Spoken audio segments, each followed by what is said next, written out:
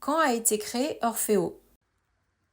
Orfeo a été créé il y a 16 ans, en 2009, autour de l'idée d'organiser des formations en présentiel sur des formats qui à l'époque étaient un petit peu inédits, et aussi sur l'identité de vivre des formations, c'est-à-dire de partager des temps bien évidemment sérieux, mais aussi joyeux et chaleureux. C'est ainsi qu'en plus des petits formats annuels avec des petits effectifs, nous avons organisé des journées cliniques à thème, des campus à la Grande Motte et également des congrès. Quel chemin parcouru? Combien d'orthophonistes ont été formés par Orfeo? On a conservé ce cap année après année avec une trentaine de formations en moyenne, essentiellement en présentiel, puisque c'est l'objet d'Orfeo, mais aussi en classe virtuelle, pour proposer une offre la plus large possible aux collègues qui trouvent un vrai confort dans ce nouveau type de format. Nous avons l'année dernière, donc en 2024, accueilli environ 700 collègues avec grand plaisir.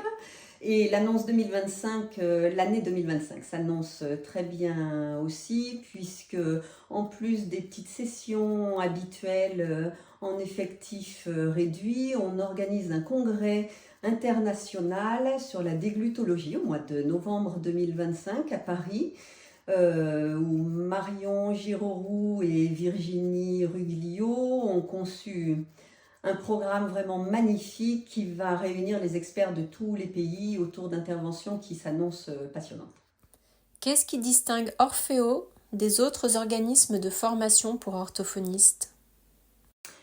C'est un peu compliqué de répondre en ces termes à cette question parce que nous n'avons jamais cherché à nous distinguer en fait, mais plutôt à rester en cohérence avec notre intention du début et avec cette identité qui nous a animés dès notre création et que nous prenons vraiment soin de cultiver, en l'occurrence, le partage et la création de liens.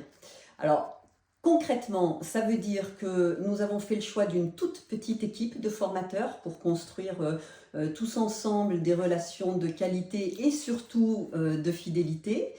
Et également, ça veut dire que nous n'avons délégué à personne le soin de répondre au téléphone ou au mail des collègues qui nous sollicitent pour s'inscrire parce que c'est pas une charge pour nous. C'est plutôt le moyen de tisser dès les premiers échanges une relation aussi chaleureuse que possible. Et enfin, c'est aussi pour cette proximité que nous faisons en sorte qu'un membre de l'équipe d'Orfeo soit toujours disponible sur place lorsqu'on organise les formations en présentiel, pour que les liens entre les structures qui nous accueillent et les collègues qui s'inscrivent soient le plus fluide possible et que ça se passe au mieux. Pourquoi proposer des formations au soleil et en thalasso?